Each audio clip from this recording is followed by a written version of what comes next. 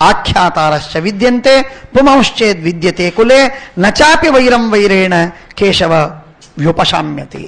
ವೈರವನ್ನ ವೈರದಿಂದ ಎಂದೆಂದಿಗೂ ಶಾಂತಗೊಳಿಸ್ಲಿಕ್ಕಾಗುವುದಿಲ್ಲ. ಅದಲ್ಲ ಅದು.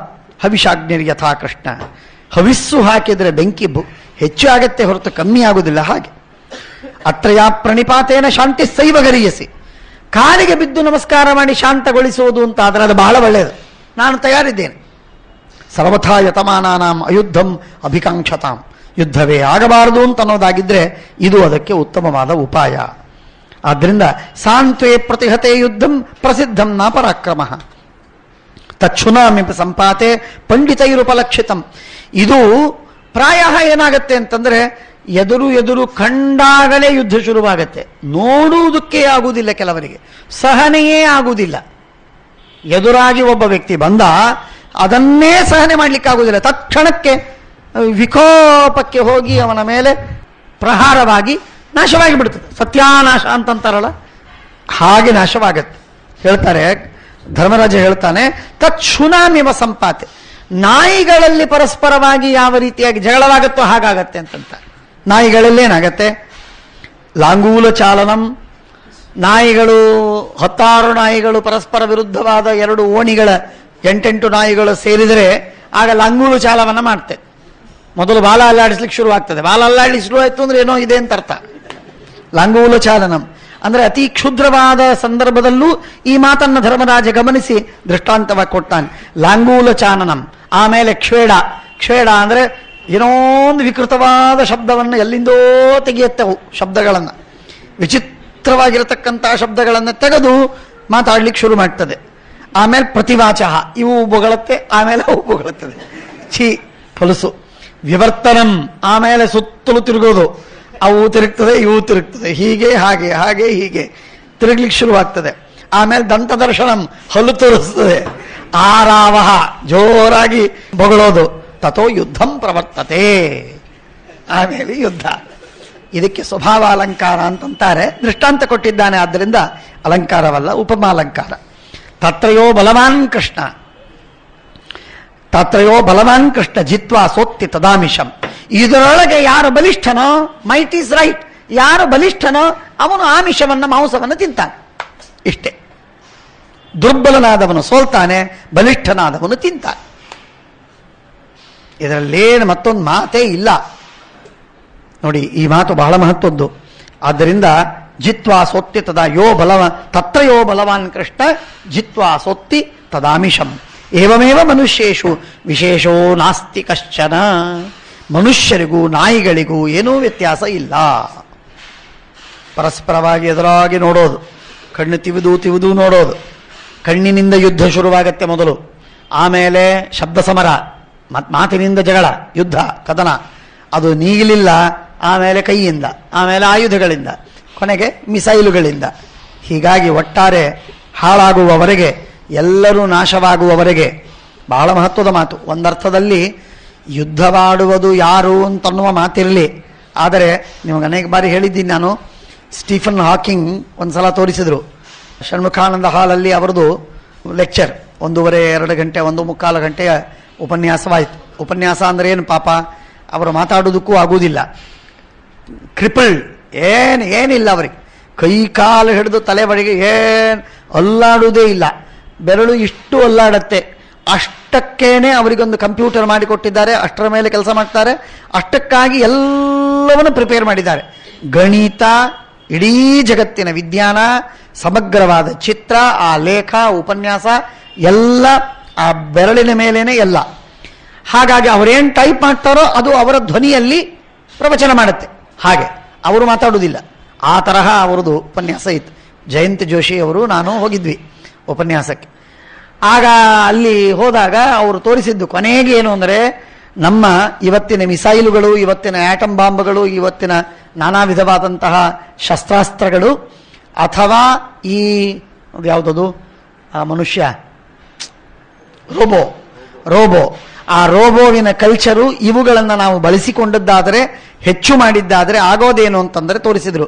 ಅಮೆರಿಕಾ ದೇಶದ ಅತೀ ಪ್ರಧಾನವಾದಂತಹ ಭಾಗಗಳನ್ನೆಲ್ಲ ತೋರಿಸಿ, ಇದೆಲ್ಲ ಹೀಗಿದೆ. ಈಗ ಇನ್ನು ಮುಂದೆ ಹೇಗಾಗಬಹುದು, ಇನ್ನೊಂದು 50 ವರ್ಷ 100 ವರ್ಷಕ್ಕೆ ಎಂಥ ಅದ್ಭುತವಾಗಬಹುದು, ಇನ್ನೇನು ಅದರಲ್ಲಿ ಸುಧಾರಣೆಯಾಗಬಹುದು ಅದನ್ನು ತೋರಿಸಿ, ಆಮೇಲೆ ಈ ರೋಬೋಗಳ ಮುಖಾಂತರ ಕೇವಲ ನಾವು ಬಾಂಬ್ಗಳನ್ನು ಬಳಸುವುದು ಪ್ರಾರಂಭ ಮಾಡಿದರೆ ಹೇಗೆ ಡಿವಾಸ್ಟೇಷನ್ ಆಗತ್ತೆ, ಎಂಥ ಅನರ್ಥವಾಗತ್ತೆ, ಎಲ್ಲ ಪ್ರಳಯವಾಗತ್ತೆ ಅಂತ ಅನ್ನೋದನ್ನು, ಒಬ್ಬ ವ್ಯಕ್ತಿ ಬದುಕದಿದ್ದಂತೆ ಎಲ್ಲರನ್ನೂ ಕೊಂದಾಕಲು ಸಾಧ್ಯವಿದೆ. ನಚಾಶೇಷ ನರನಾಶಸ್ತು ದೃಷ್ಟೋ ದೃಶ್ಯೋಸ್ತಿ ವಾಕ್ವಚಿತ ಅಂತ ಶ್ರೀಮದಾಚಾರ್ಯ ಹೇಳ್ತಾರೆ. ಅದಿರಲಿ ಮಾತು. ಹಾಗೆ ಒಬ್ಬ ಮನುಷ್ಯ ಉಳಿಯದೇ ಇದ್ದತ್ತೆ ರೋಬೋ ಇದ್ದುಬಿಟ್ರೆ ಸಾಕು. ಕೊಂದು ಹಾಕೋದಕ್ಕೆ ಒಬ್ಬ ಮನುಷ್ಯ ಬೇಕು. ರೋಬೋವಿಗೆ ಕಮಾಂಡ್ ಕೊಟ್ಟ ಮೇಲೆ ಮನುಷ್ಯನಾದರೂ ಯಾಗಬೇಕು? ಬದುಕಿದ ಯಾವ ಮನುಷ್ಯ ಕಮಾಂಡ್ ಕೊಟ್ಟನೋ ಅವನು ಸತ್ತು ಹೋಗ್ತಾನೆ ರೋಬೋವಿನಿಂದ, ಅವನು ಬದುಕಬೇಕಾಗಿಲ್ಲ. ಹಾಗಾಗಿ ಏನು ಅನರ್ಥವಾಗುತ್ತೆ ಅಂತ ಅನ್ನೋದನ್ನು ತೋರಿಸಿದ್ರು. ನೆನಪಾಗತ್ತೆ ಆ ಮಾತು.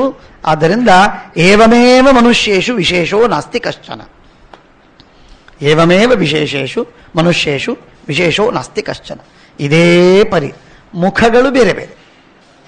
ಎರಡು ಕಂಪನಿಗಳು ಕಾಂಪಿಟಿಷನ್ನಿಗೆ ಒಳಗಾದಂತಹ ಎರಡು ಕಂಪನಿಗಳಿದ್ರೆ, ಆ ಫ್ಯಾಕ್ಟರಿಗಳು ಕಂಪನಿಗಳು ತಮ್ಮದನ್ನು ಅಡ್ವರ್ಟೈಸ್ ಮಾಡುವುದಕ್ಕಾಗಿ ಪ್ರಯತ್ನವನ್ನು ಮಾಡ್ತದೆ. ಒಂದು ಅಡ್ವರ್ಟೈಸ್ ಮಾಡುತ್ತೆ, ಅದಕ್ಕೆ ಮೀರಿಸುವಂತೆ ಇನ್ನೊಬ್ಬನು ಅಡ್ವರ್ಟೈಸ್ ಮಾಡ್ತಾನೆ, ಅದನ್ನು ಮೀರಿಸುವನೇ ಮತ್ತೊಬ್ಬ ಅಡ್ವರ್ಟೈಸ್, ಅದಕ್ಕೆ ಪ್ರತಿಯಾಗಿ ಹೀಗೆ ಇಬ್ಬರಲ್ಲಿ ಪ್ರತಿಯಾಗಿ ಸ್ಪರ್ಧೆಗಳು ಬೆಳೀತಾ ಅದು ಎಷ್ಟೋಗತ್ತೆ ಅಂತಂದ್ರೆ ಅದಕ್ಕೇನು ಮಿತಿಯೇ ಇಲ್ಲ.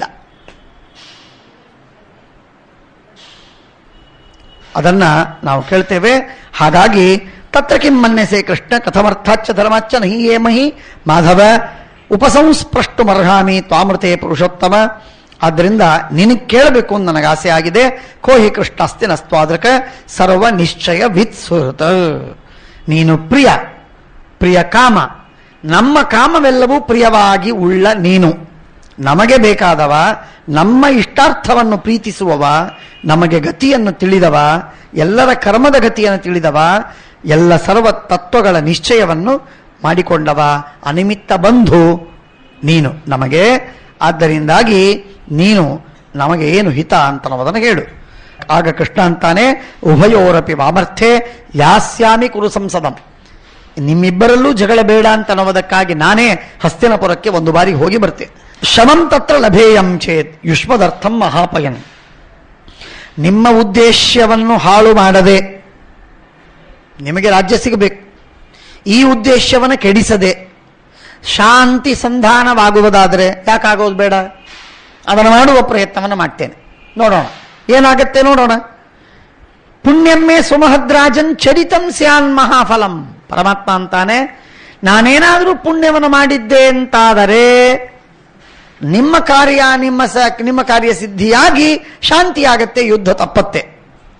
ನನ್ನ ಪುಣ್ಯ ಇದ್ದರೆ ಇದು ನನ್ನಿಂದ ಕೈಗೂಡಬೇಕು. ನಾವೆಲ್ಲ ಅಂತೇವಲ್ಲ, ನಮ್ಮ ದೈವ ಇದ್ರೆ ಇದು ನಮ್ಮ ಕೈಯಿಂದ ಆಗತ್ತಪ್ಪ, ದೈವ ಇಲ್ಲದೆ ಇದ್ರೆ ನಮ್ಮ ಕೈಯಿಂದ ಎಲ್ಲಾಗತ್ತೆ ಅಂತಂತೇವಲ್ಲ ನಾವೆಲ್ಲ. ಆ ಮಾತು ಕೃಷ್ಣ ಅಂತಾನೆ. ಸರ್ವಸ್ವಾಮಿ ಕರ್ಮನಿಯಾಮಕನಾದ ಭಗವಂತ, ಧರ್ಮಾಧರ್ಮ ಸ್ವಾಮಿಯಾದ ಪರಮಾತ್ಮ ಹೇಳ್ತಾನೆ, ಪುಣ್ಯಮ್ಮೆ ಸುಮಹದ್ರಾಜನ್ ಚರಿತಂ ಸ್ಯಾನ್ ಮಹಾಫಲಂ. ನಾನು ಮಹಾಫಲವಾದ ಪುಣ್ಯವನ್ನೇನಾದರೂ ಮಾಡಿದ್ರೆ, ಅನುಷ್ಠಾನ ಮಾಡಿದ್ರೆ ಈ ಕಾರ್ಯ ನಿಂದಾಗಬೇಕು. ಮೋಚಯಂ ಮೃತ್ಯುಪಾಶಾತ್ ಸಮೃದ್ಧಾನ್ ಕುರು ಸಂಜಯಾನ್. ಕೌರವರು ಸಂಜಯರು ಎಲ್ಲರನ್ನೂ ಈ ಮೃತ್ಯುಪಾಶದಿಂದ ಉಳಿಸಿ ಅವರನ್ನ ಕಾಪಾಡುವಂತಾಗಬೇಕು. ಆ ಕಾರ್ಯ ನನ್ನಿಂದ ಆಗುವುದಕ್ಕೆ ಪುಣ್ಯ ಬೇಕು ಅಂತಂದು ನಾನು ಹೋಗಿ ಬರ್ತೇನೆ ಅಂತಂತಾನೆ. ಇಷ್ಟಂದ ತಕ್ಷಣಕ್ಕೆ ಯುಧಿಷ್ಠಿರ ಅಂತಾನೆ, ಕೃಷ್ಣ ನಮಮೈ ತನ್ಮತಂ ಕೃಷ್ಣ ಯತ್ವಂ ಯಾಯಾಹ ಕುರೂನ್ ಪ್ರತಿ. ನೀನು ಕೌರವರ ಕುರಿತು ಹೋಗಿ ಹಸ್ತಿನಪುರಕ್ಕೆ ಹೋಗಿ ಮಾತಾಡಿಕೊಂಡು ಬರಬೇಕು ಅಂತ ನಾನೇನು ಅಪೇಕ್ಷೆ ಪಟ್ಟಿಲ್ಲ ಕೃಷ್ಣ, ಅದೇನು ನನ್ನ ಅಪೇಕ್ಷೆಯಲ್ಲ, ಹಾಗೆ ನಾನು ಅಪೇಕ್ಷೆ ಪಟ್ಟಿಲ್ಲ. ನಾವು ಏನು ಮಾಡಬೇಕು ಅಂತ ಮಾರ್ಗದರ್ಶನ ಮಾಡುವಂತ ನಿನಗೆ ನಾನು ಬೇಡಿದ್ದಷ್ಟೇ ಹೊರತು ನೀನೇ ಹೋಗಿ ಹಸ್ತಿನಪುರಕ್ಕೆ ಹೋಗಿ ಮಾತಾಡಿ ಸಂಧಾನ ಮಾಡಿಕೊಂಡು ಬರಬೇಕು ಅಂತ ನಾನು ಅಪೇಕ್ಷೆ ಪಡುವುದಿಲ್ಲ. ಹೇಳ್ತಾನೆ, ಸುಯೋಧನ ಸೂಕ್ತಮಪಿ ನ ಕನಿಷ್ಠತೆ ತೇವಚ. ನೀನು ಎಷ್ಟೇ ಯುಕ್ತಿಯುಕ್ತವಾಗಿ ಧರ್ಮಸಹಿತವಾಗಿ ಪ್ರಿಯವಾದ ಹಿತವಾದ ಅವನಿಗೂ ನಮಗೂ ಹಿತವಾದ ಮಾತನ್ನು ಹೇಳಿದ್ರೂ ಕೂಡ ಅವನು ಕೇಳುವುದಿಲ್ಲ. ದುರ್ಯೋಧನ ಏನು ನನಗೆ ಗೊತ್ತು, ಕೃಷ್ಣ ನಿನಗೆ ಗೊತ್ತು, ಆದ್ದರಿಂದ ಸುಯೋಧನ ಸೂಕ್ತಮಪಿ ನಕರಿಷ್ಯತಿ ತೇ ವಚಃ, ನಿನ್ನ ಮಾತನ್ನ ಪರಿಪಾಲಿಸುವುದಿಲ್ಲ. ಸಮೇತಂ ಪಾರ್ಥಿವಂ ಕ್ಷತ್ರಂ ದುರ್ಯೋಧನ ವಶಾನುಗಂ. ಜನ ಎಲ್ಲ ಕೇಳ್ತಾರೆ, ಯಾರೂ ಕೇಳುವುದಿಲ್ಲ. ಎಲ್ಲ ರಾಜರು ದುರ್ಯೋಧನನಿಗೆ ವಶರು. ಹಾಗಾಗಿ ದುರ್ಯೋಧನ ಏನಂತಾನೋ ಅದು ಸರಿ ಅಂತಂತಾರೆ. Yes boss, yes man. ಹಾಗೆ ನೀವೇನು ಹೇಳ್ತೀಯೋ ಅದು ಸರಿ. ತೇಷಾಂ ಮಧ್ಯಾವತರಣಂ ತವ ಕೃಷ್ಣ ರರೋಚಯೇ. ಆದ್ದರಿಂದ ಅಂಥ ದುರ್ಯೋಧನನ ಮಾತನ್ನೇ ಕೇಳಿಕೊಂಡು ನಡೆಯುವ ಯಾವ ಜನರಿದ್ದಾರಲ್ಲ, ಅವರ ಮಧ್ಯದಲ್ಲಿ ನೀನು ಹೋಗಿ ನಿಲ್ಲುವುದೇ ನನಗೆ ಅಪೇಕ್ಷಿತವಿಲ್ಲ. ದಯವಿಟ್ಟು ನೀನು ಹೋಗಬಾರದು ಅಂತ ನನ್ನ ಅಭಿಪ್ರಾಯ. ನಹಿನ ಪ್ರೀಣಯ ದ್ರವ್ಯಂ ನ ದೇವತ್ವಂ ನ ಕುತಃ ಸುಖಂ. ಅಲ್ಲಪ್ಪ, ಮತ್ತೆ ನಿನಗೆ ರಾಜ್ಯ ಬೇಕು ಅಂತಂದ್ರೆ ನಾನು ಹೋಗಲೇಬೇಕು. ನಾನು ಹೋಗದೇ ಇದ್ರೆ ಹೇಗಾಗತ್ತೆ ಅಂತಂದ್ರೆ ಧರ್ಮರಾಜ ಅಂತಾನೆ ನಮಗೆ ರಾಜ್ಯ ಬೇಡ, ರಾಜ್ಯ ಬಿಡಿ, ದೇವತ್ವ ಬೇಡ, ಮೋಕ್ಷ ಬೇಡ, ನಚ ಸರ್ವಾಮರೈಶ್ವರ್ಯಂ, ಎಲ್ಲ ದೇವತೆಗಳ ಮೇಲೂ ದೊಡ್ಡ ಅಧಿಕಾರ ಸಂಪತ್ತು ಬೇಡ. ತವ ದ್ರೋಹೇಣ ಮಾಧವ, ನಿನಗೆ ಪೀಡೆ ಕೊಟ್ಟು ನಿನಗೆ ಆ ಹಸ್ತಿನಪುರದಲ್ಲಿ ಕಳಿಸಿ ನೀನು ಆ ದುರ್ಯೋಧನನ ಸಭೆಯಲ್ಲಿ ನಿಂತಾಗ ಆ ದುರ್ಯೋಧನ ನೀನು ಹೇಳಿದ ಮಾತನ್ನು ಕೇಳದೆ ಇರುವಂತೆ ಆಗಿ ನಿನಗೆ ಅವಮಾನವಾಗುವುದಾದರೆ, ನಿಮ್ಮ ಮನಸ್ಸಿಗೆ ಅಪಚಾರವಾಗುವುದಾದರೆ ನನಗೆ ರಾಜ್ಯ ಬೇಡ, ಸಂಪತ್ತು ಬೇಡ, ದೇವತ್ವ ಬೇಡ, ಸುಖ ಬೇಡ, ಸರ್ವಾಮರೈಶ್ವರ್ಯವೂ ಬೇಡ, ಏನೇನೂ ಬೇಡ. ನನ್ನ ಕಾರಣಕ್ಕಾಗಿ ನಿನಗೆ ಒಂದು ಕೂದಲೆಷ್ಟು ಮನಸ್ಸಿಗೆ ಅವಮಾನ, ಅಗೌರವ, ಅಪಚಾರ, ಅನ್ಯಾಯವಾಗುವುದಾದರೆ ನಾನು ಅದನ್ನು ಸಹನೆ ಮಾಡಲಿಕ್ಕೆ ತಯಾರಿಲ್ಲ. ಹಾಗಾಗದೆ ನಿನಗೆ ಏನೂ ತೊಂದರೆ ಆಗದೆ ಇದ್ದಂತೆ ನಮಗೇನಾದರೂ ಸಂಪತ್ತು ಬರೋದಾದ್ರೆ ಬರಲಿ, ನೀನಲ್ಲಿ ಹೋಗಿ ನಿಲ್ಲೋದು, ನೀನೇನೋ ಒಳ್ಳೆ ಮಾತನ್ನು ಹೇಳೋದು, ಅವರು ಉನ್ಮತ್ತರಂತೆ ಕೇಳದೇ ಇರೋದು, ಹೀಗಾಗಿ ಬಿಟ್ರೆ ಎಂಥ ಅನರ್ಥ ಇದು. ನಾನು ಒಪ್ಪಲ್ಲ ಇದನ್ನ. ನನ್ನ ಕಾರಣಕ್ಕಾಗಿ ನೀನು ಹೋದಾಗ ಹೀಗಾಯಿತು ಅಂತನ್ನುವುದು ನನ್ನ ಪಾಪವಲ್ಲ, ಅದು ನಾನು ಅದನ್ನು ಒಪ್ಪುವುದಿಲ್ಲ. ನೀನು ನಮ್ಮ ಇಷ್ಟು ಅನಿಮಿತ್ತ ಬಂಧು ಸುಹೃತ್, ನಿನಗೆ ಈ ತರಹ ಅಪಚಾರವಾಗುವುದು ನನಗೆ ಸರಿ ಬರುವುದಿಲ್ಲ.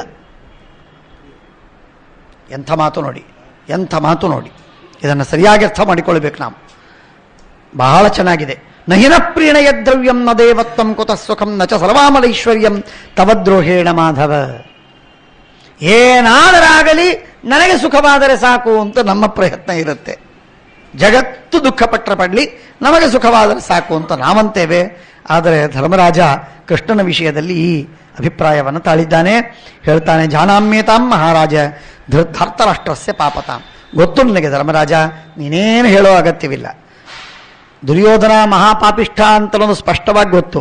ಆದರೆ ನಾವಲ್ಲಿ ಹೋಗಿ ಸಂಧಾನವಾಗತ್ತೆ ಅಂತನೋ ಭರವಸೆಯಿಂದ ನಾನು ಹೋಗ್ತಾ ಇದ್ದೇನೆ ಅಂತ ನೀನು ತಿಳಿಬೇಡ. ನಾನು ಹೇಳಿದ ಮಾತನ್ನು ದುರ್ಯೋಧನ ಪರಿಪಾಲಿಸ್ತಾನೆ ಅನ್ನೋ ಅಪೇಕ್ಷೆಯಿಂದ ಹೋಗ್ತೇನೆ ಅಂತ ನಿಯಮವಲ್ಲ. ಆ ಶ್ರದ್ಧೆಯಿಂದ ನಾನು ಹೋಗ್ತಾ ಇಲ್ಲ. ಆದರೆ ಅವಾಚ್ಯಾಸ್ತು ಭವಿಷ್ಯಾಮಹ ಸರ್ವಲೋಕೇ ಮಹೀಕ್ಷಿತ. ಜನ ನಮ್ಮನ್ನು ಬೈದುಕೊಳ್ಳೋದಾದರೂ ಬಿಡ್ತಾರಲ್ಲ. ಕೃಷ್ಣ ಬಂದ, ಸಂಧಾನ ಮಾಡೋದಕ್ಕೆ ಪ್ರಯತ್ನ ಮಾಡಿದ, ದುರ್ಯೋಧನ ಒಪ್ಪಲಿಲ್ಲ, ಆದ್ದರಿಂದ ಯುದ್ಧವಾಯಿತು, ಉಪಾಯ ಇರಲಿಲ್ಲ ಅಂತ ಹೇಳಿ ನಮ್ಮನ್ನ ಬೈದುಕೊಳ್ಳೋದು ನಿಲ್ಲಿಸ್ತಾರೆ. ಇಲ್ಲದೇ ಇದ್ರೆ ನಮ್ಮನ್ನು ಬೈತಾ ಇರ್ತಾರೆ. ಪಾಂಡವರು ಯುದ್ಧವಾಡಬಾರದಾಗಿತ್ತು. ಕೃಷ್ಣ ಹೋಗಿದ್ರೆ ಒಳ್ಳೇದಾಗ್ತಿತ್ತು. ಅವನು ಕೃಷ್ಣ ಹೋಗಿದ್ರೆ ಬುದ್ಧಿವಂತಿಕೆಯಿಂದ ಹೇಳಿದ್ದನ್ನು ಕೇಳ್ತಿದ್ದ ದುರ್ಯೋಧನ. ಈಗ ಹೇಳೋರು ಒಂದೇ ಮಾತನ್ನ ಹೇಳೋದಿದ್ರೂ ಕೂಡ ಹೇಳುವ ಕಲೆಯಲ್ಲಿ ಅವಲಂಬಿಸಿದೆ. ಒಬ್ಬ ಮನುಷ್ಯ ಅರ್ಧ ತುಂಬಿದೆ ಅಂತ ಹೇಳ್ತಾನೆ, ಇನ್ನೊಬ್ಬ ನೆಗೆಟಿವ್ ಆಗಿ ಅರ್ಧ ತುಂಬಿಲ್ಲ ಅಂತ ಹೇಳ್ತಾನೆ. ಹೇಳುವ ಮಾತಿನಲ್ಲಿ ಅವಲಂಬಿಸಿದೆ. ವಿನ್ಸ್ಟನ್ ಚರ್ಚಿಲ್ ಏನೋ ಹೇಳಿದ್ರಂತಲ್ಲ, ಇಲ್ಲಿ ಕುಳಿತಿರುವಂತಹ ಪಾರ್ಲಿಮೆಂಟಿನಲ್ಲಿ ಕೂತಿರತಕ್ಕಂತಹ ಜನರೊಳಗೆ ಹೌಸ್ ಆಫ್ ಕಾಮನ್ಸ 50% ಜನ ಎಲ್ಲ ಮೂರ್ಖರು ಅಂತ ಹೇಳಿದ್ರಂತೆ. ಎಲ್ಲರೂ ಸಿಟ್ಟು ಬಂದು ವಿನ್ಸ್ಟನ್ ಚರ್ಚಿಲ್ಲಿನ ಮೇಲೆ ಆ ಪ್ರಹಾರ ಮಾಡೋದಕ್ಕೆ ಬಂದರು. ಅವನಂದ, ಸಾರಿ, ಐ ಆಮ್ ವೆರಿ ಸಾರಿ, 50% ಜನ ಬುದ್ಧಿವಂತರು ಅಂತ ಹೇಳಿದ್ರು. ಎಲ್ಲರೂ ಚಪ್ಪಾಳಿ ತಟ್ಟಿದ್ರು. 50% ಜನ ಬುದ್ಧಿವಂತರಂದ್ರೆ ಏನು, 50% ಜನ ದಡ್ಡರಂದ್ರೆ ಏನು, ಎರಡು ಒಂದೇ ಅಲ್ಲೇ ಮಾತು. ಹೀಗೆ ಆಡುವ ಮಾತಿನ ಮೋಡಿಯಿಂದ ವ್ಯತ್ಯಾಸವಾಗತ್ತೆ ಒಂದು. ಇನ್ನೊಂದು, ಒಬ್ಬ ಚಿಕ್ಕ ಮನುಷ್ಯ ಹೇಳಿದರೆ ಹೇಗೆ, ಸಾಮಾನ್ಯ ಕೂಲಿ ಮನುಷ್ಯ ಹೇಳಿದರೆ ಹೇಗೆ, ದಡ್ಡ ಹೇಳಿದರೆ ಹೇಗೆ, ಅದೇ ಮನುಷ್ಯ ಅದೇ ಮಾತು ದೊಡ್ಡ ವ್ಯಕ್ತಿ ಹೇಳಿದರೆ ಹೇಗೆ. ಈಗ ಕೃಷ್ಣನಷ್ಟು ದೊಡ್ಡ ವ್ಯಕ್ತಿ ಯಾರಿಲ್ಲ. ಕೃಷ್ಣನಷ್ಟು ದೊಡ್ಡ ವ್ಯಕ್ತಿತ್ವ ಇನ್ಯಾರಿಗಿಲ್ಲ. ಭಗವಂತ ರಾಜಾಧಿರಾಜರನ್ನು ಆಳುವ ಸ್ಥಿತಿಯಲ್ಲಿ, ಲೌಕಿಕವಾಗಿ ನಾನು ಹೇಳ್ತಾ ಇದ್ದೆ, ಪರಮಾತ್ಮ ಸರ್ವೋತ್ತಮ ಅಂತನೋ ಮಾತು ಬಿಟ್ಟುಬಿಡಿ, ಅದಂತೂ ಸಿದ್ಧ, ಅದನ್ನು ಹೇಳುವ ಅಗತ್ಯವಿಲ್ಲ. ಆದರೆ ವ್ಯಾವಹಾರಿಕವಾಗಿಯೂ ಕೂಡ ಎಲ್ಲ ರಾಜರನ್ನು ಆಳುವ ಸ್ಥಿತಿಯಲ್ಲಿ ಇದ್ದಾನೆ ಭಗವಂತ. ಹಾಗಾಗಿ ಭಗವಂತ ಹೋಗಿ ಹೇಳಿದಾಗ ದುರ್ಯೋಧನನಿಗೆ ಇದೊಂದು ಪ್ರೆಸ್ಟೀಜಿನ ಮಾತು, ದೊಡ್ಡ ವ್ಯಕ್ತಿ ಹೇಳಿದ್ದಾನೆ, ಕೇಳಬೇಕು ಅಂತ ತೋರಿಯಾದರೂ ಬಿಟ್ಟಾನು. ಆದ್ದರಿಂದ ಹೀಗೆ ಬಿಡಬಹುದಾಗಿತ್ತು ದುರ್ಯೋಧನ. ಕೃಷ್ಣ ಹೇಳಲಿಲ್ಲ, ಹೋಗಲಿಲ್ಲ, ಸಂಧಾನ ಮಾಡ್ಲಿಕ್ಕೆ ಪ್ರಯತ್ನ ಮಾಡಲಿಲ್ಲ, ಆದ್ದರಿಂದ ಕೆಲಸ ಕೆಟ್ಟೋಯ್ತು ಅಂತ ಹೀಗೆ ಯಾಕೆ ಆಗಬಾರದು? ಆದ್ದರಿಂದ ನಾನೇ ಹೋಗ್ತೀನಿ, ಸ್ವಂತ ಹೋಗ್ತೀನಿ. ನಚಾಪಿ ಮಮ ಪರ್ಯಾಪ್ತಾ ಸಹಿತ ಪರ ಸರ್ವ ಪಾರ್ಥಿವಾ.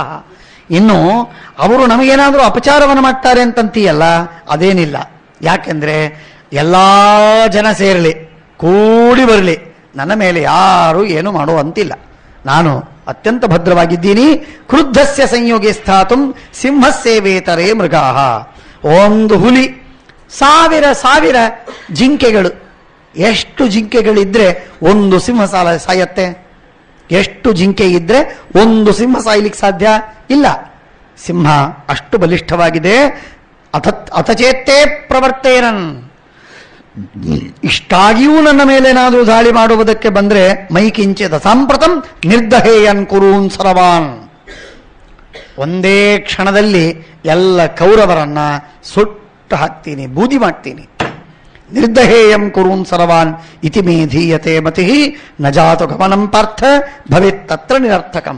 ಏನಾದರಾಗಲಿ ಅವರು ನನಗೆ ಅಪಚಾರ ಮಾಡುವುದಾದರೆ ಸುಟ್ಟಾಕ್ತೀನಿ, ರಾಜ್ಯ ನಿಮಗೆ ಸಿಗತ್ತೆ. ಹೇಳುವ ಮಾತನ್ನು ಒಳ್ಳೆಯದನ್ನು ಹೇಳ್ತೀನಿ, ಕೇಳಿ ಯುದ್ಧ ಬಿಟ್ಟರೆ ಸುಖವಾಗಿ ನಿಮಗೆ ರಾಜ್ಯ ಸಿಗತ್ತೆ, ಅದೂ ಒಂದು ಅನುಕೂಲ. ಕೇಳಲಿಲ್ಲ, ರಾಜ್ಯ ಕೊಡಲಿಲ್ಲ, ಯುದ್ಧವಾಗುವುದೇ ನಿಶ್ಚಿತ ಅಂತಾದರೂ ನಮಗೆ ಅಪವಾದ ಪರಿಹಾರವಾಗತ್ತೆ. ಅವರು ಪ್ರಯತ್ನ ಮಾಡಿದರು ಪಾಂಡವರಿಂದ ಸಂಧಾನ ಮಾಡಿಕೊಳ್ಳೋದಕ್ಕೆ, ಆದರೆ ಸಂಧಾನ ಮುರುಗಡೆ ಮಾಡಿದ ಯಾರು? ದುರ್ಯೋಧನ ಅಂತಾಗತ್ತೆ.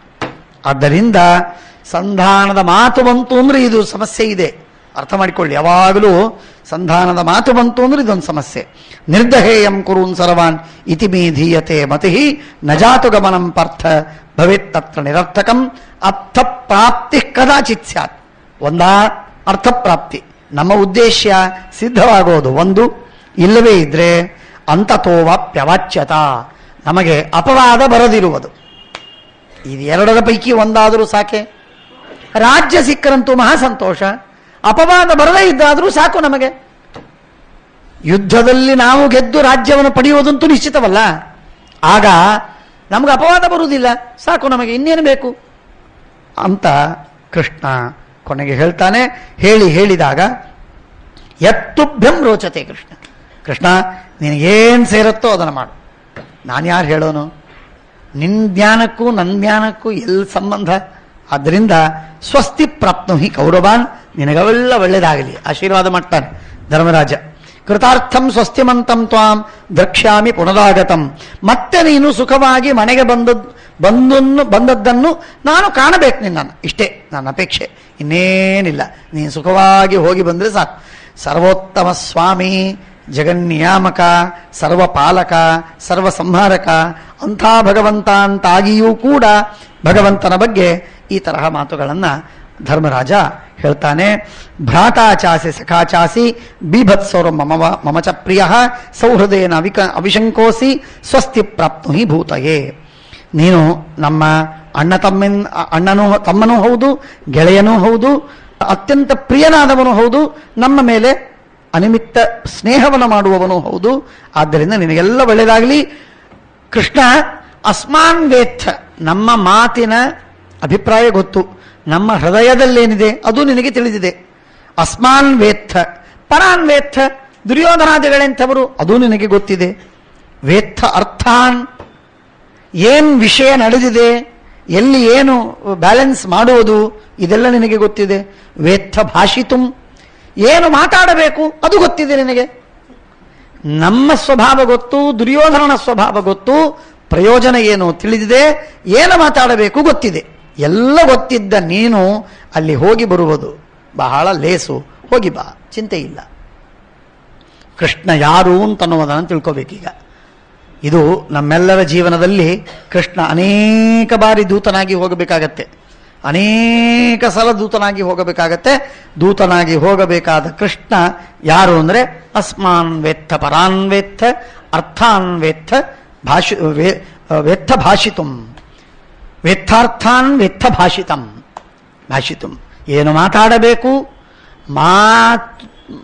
ಏನು ಮಾತಾಡಬೇಕು, ಏನು ಪ್ರಯೋಜನವನ್ನು ಪಡಿಬೇಕು, ಅವರ ಸ್ವಭಾವವೇನು, ಇವರ ಸ್ವಭಾವವೇನು, ಇದೆಲ್ಲವನ್ನು ಬಲ್ಲವನು ನೀನು.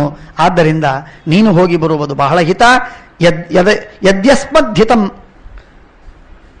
ಯದ್ಯದಸ್ಮದ್ಧಿತಂ ಕೃಷ್ಣ ತತ್ತದ್ವಾಚ್ಯ ಸುಯೋಧನ. ನಮಗೆ ಯಾವುದು ಹಿತವೋ ಅದನ್ನು ನೀನು ದುರ್ಯೋಧನನಿಗೆ ಹೇಳು.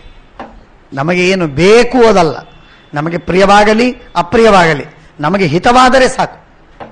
ಬಹಳ ಮುಖ್ಯವಾದ ಮಾತು. ಯದ್ಯಧರ್ಮೇಣ ಸಂಯುಕ್ತಂ ಉಪಪದ್ಯೇದ್ ಹಿತಂ ವಚಃ. ಯಾವುದ್ಯಾವುದು ಧರ್ಮಯುಕ್ತವಾದದ್ದು, ಹಿತವಾದ ಮಾತು ಅದನ್ನು ನೀನಾಡು. ತತ್ತತ್ಕೇಶವ ಭಾಷೇತಃ ಸಾಂತ್ವಂ ವಾ ಯದಿ ವಾ ಇತರತ. ಸಮಾಧಾನದಿಂದ ಯುದ್ಧ ಬೇಡ ಅಂತಾದರೂ ಮಾಡಿಕೊಂಡು ಬಾ, ಅಥವಾ ಯುದ್ಧವೇ ಆಗಲಿ ಅಂತ ಮಾಡಿಕೊಂಡು ಬಾ. ಯಾವುದು ನಮಗೆ ಹಿತವೋ ಅದನ್ನು ಮಾಡಿಕೊಂಡು ಬಾ. ಕೃಷ್ಣನಿಗೆ ಧರ್ಮರಾಜ ಈ ಕೊನೆ ಮಾತು ಹೇಳಿ ಕೊಟ್ಟು ಕಳಿಸ್ತಾ ಇದ್ದಾನೆ. ಶ್ರೀಕೃಷ್ಣಾರ್ಪಣಮಸ್ತು.